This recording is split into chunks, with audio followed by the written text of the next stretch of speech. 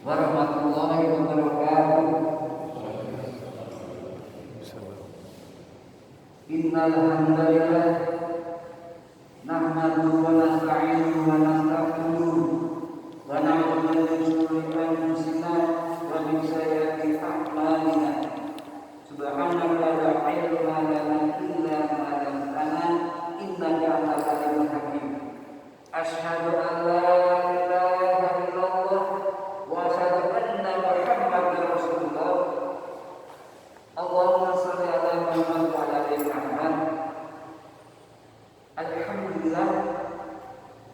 Alhamdulillah kita senantiasa berusaha untuk mensyukuri setiap nikmat-nikmat Allah yang telah Allah limpahkan dan curahkan kepada kita selaku hamba-Nya,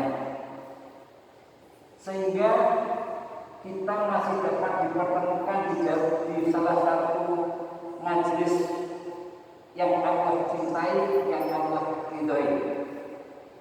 Dan semoga apa yang kita selenggarakan pada subuh ini menjadi salah satu penyebab ladang amal kita untuk kehidupan kelak kita di akhirat. Jika kita ingin melihat apakah Allah menghendaki kebaikan kepada kita, jika kita ingin tahu apakah Allah menghendaki kebaikan kepada kita, maka salah satu indikatornya adalah apabila kita disibukkan oleh Allah dalam keadaan dalam ketaatan dalam beribadah. Jika itu terjadi, maka dapat dipastikan bahwa kita sedang Allah inginkan dalam kebaikan, sampai seluruh ibadah yang kita lakukan betul-betul menuju kepada amal akhirat yang memberatkan mizan timbangan kita nantinya.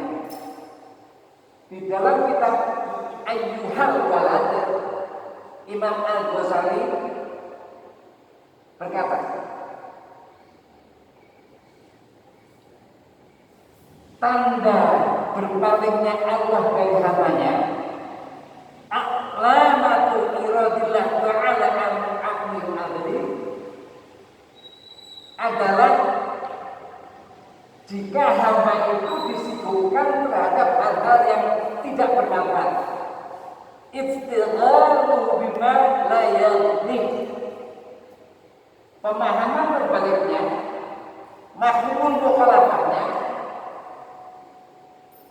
jika Allah sudah senang terhadap hambanya, jika Allah sudah meridhoi terhadap hambanya, maka dipastikan kita akan disebutkan dalam kebaikan, dalam ketaatan ketika kita beribadah.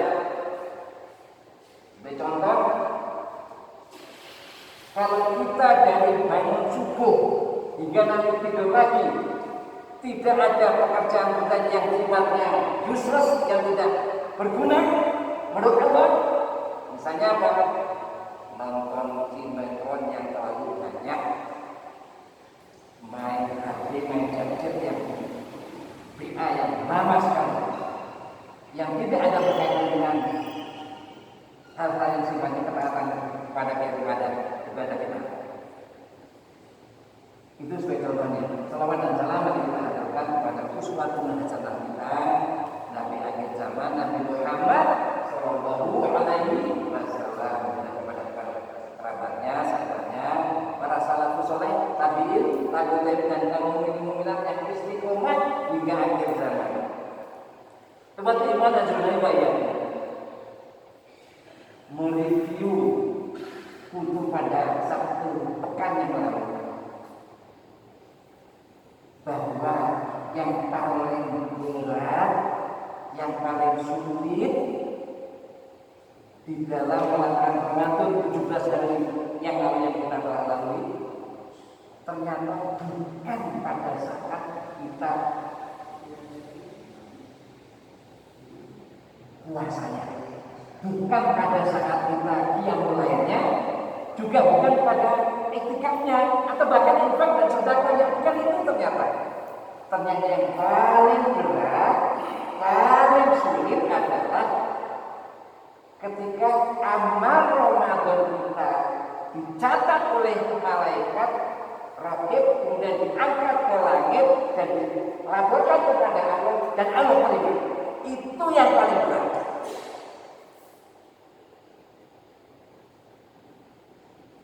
Imam Ibnu Rajab Al-Hambali dalam kitab Lataif Al-Ma'arif tentang amal apabila Allah terima, ada tanda-tandanya. Yang pertama adalah jazaul hasanati al-hasanatu ba'daha. Balasan kebaikan adalah kebaikan setelahnya. Maksudnya begini, jika sebelum Ramadan kita ini ketika mendengarkan azan santai saja, cuek-cuek aja, masih belum iqamah. Tetapi setelah Ramadan sebelum azan kita justru bersiap-siap sudah ada di masjid. Jika sebelum Ramadan baca Al-Qur'annya sesempatnya, artinya kalau ada waktu aja dikerjakan. Tapi setelah Ramadan diskedulkan, target saya dalam satu hari ini harus satu juz, atau harus satu ayat, atau harus satu halaman, satu tepik dalam bahasa Jawa. Jika sebelum Ramadan jarang melakukan istighfar ketika menjelang subuh seperti pagi-pagi, sebelum ada subuh jam 5.34, kita istighfar terlebih dahulu 100 kali. Kemudian setelah baca Ramadan, kita melakukan istighfar sepertiga malam terakhir. Kemudian jika sebelum Ramadan jarang melakukan puasa Senin Kamis, tapi setelah Ramadan Senin Kamis dilakukannya, Sabat dilakukannya, Ayyamul Bid dilakukannya, karena dia tahu bahwa Rasulullah bersabda dalam hadis riwayat Muslim, amal-amal manusia itu diperiksa di hadapan Allah dalam satu kali. Baratain 2 kali. Kapan? Yauma Isnaini wa yauma Khamisi. Pada hari Senin dan Kamis. Itu tanda-tanda bahwa ada grafik yang meningkat, ada grafik ibadahnya meningkat setelah Ramadan, maka insya Allah puasanya, sholatnya, tarawihnya, infaknya, ngajinya, semuanya yang berada pada bulan Ramadan, insya Allah Allah terima. Artinya maka Allah akan putar kita yang biasanya cuma sedikit dalam katakanlah membaca Al-Quran hanya sesempatnya saja, tapi setelah Ramadan dikasih schedule 1 hari 1 juz, misalnya 5 juz, Allah kita untuk melakukan itu, untuk mengerjakan ibadah dengan gampang, seperti firman Allah di surat 18 surah Kafir ayat 88, wa sanaqulu lahu min amrina yusra, dan akan kami ceritakan kepada hambaku yang mudah-mudahan dari perintah-perintah kami dimudahkan oleh kami. Yaitu apa? Dimudahkan melakukan kebaikan yang lebih besar lagi. Evangelis Islam beriman yang kita sudah pahami, sudah sadari bahwa yang memiliki hati kita semua yang ada di termasuk manusia di seluruh dunia adalah Allah Subhanahu wa Ta'ala. Maka ada doa yang diajarkan oleh Syekh Abdul Aziz bin Baz ketika kita sholat sujud tadi, ketika kita sujud apa? Ada 3. Pertama adalah Allahumma inni as'aluka husnul khatimah.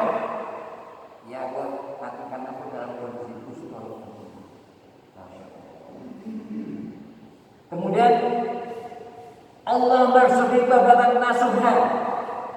Ya Allah, berikan kesabaran kami untuk taubatkan nasuha sebelum meninggal. Yang terakhir, Allahumma ya muqallibal qulub tsabbit qalbi ala dinik. Di sini kita akan tahu bahwa ya Allah, Waisan membolak balik hati, tetapkan hatiku dalam agamamu. Ini. Jadi yang mempunyai hati itu Allah, makanya kita harus selalu takarrub mendekatkan diri kepada Allah. Masalah muslimin wal muslimat, Imam Ibnu Rajab Al-Hambali mengatakan ternyata yang jazaul hasanah ala hasan ibadah itu cocok pas tepat dengan apa? Dengan surat 92 surat Al-Lail ayat 5, 6, 7. Allah berfirman, "Fa amma man atta wa taqa wa sadaqa bi husna wa yasanusiruhu li yusra." Adapun orang yang bersedekah lalu bertakwa dan wasodaqah bi husna membenarkan pahala yang baik yaitu amal surga, siapapun dia bagi kita untuk semua orang di saat orang jagat ini yang Allah terima amalnya, maka wasan yasirruhu lil yusra, maka Allah mudahkan di jalan kebaikan. Ini salah satu. Allah berkata, kami mudahkan dia datang ke masjid, tidak malas-malas datang ke masjid. Kami mudahkan dia bangun malam seperti malam dia tahajud. Kami mudahkan dia nutup aurat bagi ibu-ibu atau remaja putri. Kami mudahkan dia bertindak lemah lembut kepada orang yang tidak kasar. Itulah jika ibadah di bulan Ramadan kemarin Allah menerima. Itu indikasinya, itu gejalanya, itu simptomnya. Yang kedua, perkara yang kedua agar ibadah Ramadannya Allah terima, maka Allah selalu memudahkan hati kita untuk berdoa. Para sahabat Nabi setelah melewati Ramadan berdoanya sampai 6 bulan ke depan. Khusus memohon agar ibadah Ramadannya Allah terima, dan para sahabat soleh. Jadi doanya para sahabat soleh itu, kalau kita keringkaran sudah bandingkan dengan kita, tidak ada apa-apanya kita ini, karena ilmu jauh lebih besar, lebih tinggi. Mereka doa tidak hanya dalam hitungan hari, bukan cuma 17 hari toh, bukan dalam hitungan pekan atau minggu, juga bukan dalam hitungan bulan, tapi hitungannya 6 bulan. Dulu para sahabat selama 6 bulan sebelum datang kemudian mereka berdoa agar Allah mempertemukan mereka dengan bulan Ramadan. Kemudian ya taquna wa sitata asyuri ya yataqabbalu minhum. Kemudian selama 6 bulan sesudah Ramadan mereka berdoa agar Allah menerima amal mereka selama bulan Ramadan. Masya Allah, ternyata seperti itu para sahabat. Sumrotal memiliki kalungnya. Doa adalah bagian cara dalam membuat takbir. Maka para sahabat soleh dan orang-orang terpilih ketika setelah beramal, maka mereka berdoa agar amal mereka diterima. Ini kita pahami, kita perlu mengerti. Dan contoh ini sebaiknya harus kita lakukan. Contohnya Nabi Ibrahim alaihissalam, ketika beliau membangun Ka'bah, maka doanya setelah membangun Ka'bah bukan Rabbana atina, Nabi Ibrahim berdoa, Rabbana taqabbal minna innaka antas samiul alim. Ya Tuhan kami, terimalah daripada kami amal-amal kami, sesungguhnya Engkau yang Maha mendengar lagi Maha mengetahui. Surah Al-Baqarah ayat 2. Nabi Ibrahim saja seorang nabi mengajarkan hal itu kepada kita. Tentunya kita harus ikuti. Samina ya jamaah kembali warmi makhluk. Tahukah kita bahwa Nabi ternyata tidak pernah meninggalkan zikir ini setiap kali subuh. Zikirnya Nabi itu bukan Rabbana atina fid dunya, tapi doa yang selalu diberikan oleh Nabi sallallahu alaihi wasallam adalah Allahumma inni as'aluka ilman nafi'an wa rizqan thayyiban wa 'amalan mutaqabbalan. Ya Allah, aku mohon padamu ilmu yang bermanfaat, rezeki yang baik dan apa? Yang baik, amalan yang diterima. Nabi tidak pernah meninggalkan ini, apalagi kita berusaha, mari kita berusaha. Juga doa itu seperti mengetuk pintu. Kata Hasan Al-Basri, artinya makin banyak kita mengetuk pintu, makin sering menyapa, makin sering berkata, maka nilai probabilitas, nilai kemungkinannya juga tinggi. Kalau menurutnya cuma sekali, saya kata-kata Pak Abu, Assalamualaikum, gitu mungkin Pak Abu lagi di mana di kamar atau segala macam melakukan sesuatu itu. Tapi kalau saya sering Assalamualaikum, insya Allah tidak akan kami. Karena kenapa? Yang kita lakukan sering disebabkan itu. Nah, Hasan Al-Basri berkata, berdoalah karena berdoa itu mengetuk langit, dan siapa yang rajin mengetuk langit maka dia akan dibukakan pintu oleh Allah. Salah satunya ini seperti gambaran tadi, seperti gambaran tadi itu atur yang paling baik setelah kita tahu.